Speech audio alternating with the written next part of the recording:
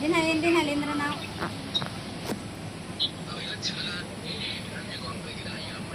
Di pa? Dinhalin.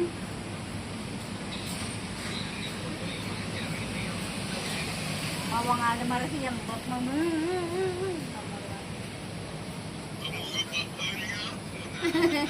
Tuwa naman rin napakain.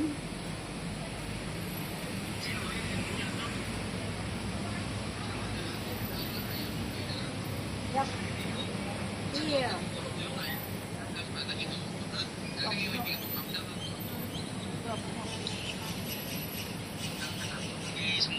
Si Ron, hambal ni, ni Lula na. Takpo na to ko ang manok sa may garahe kay Sabado iti.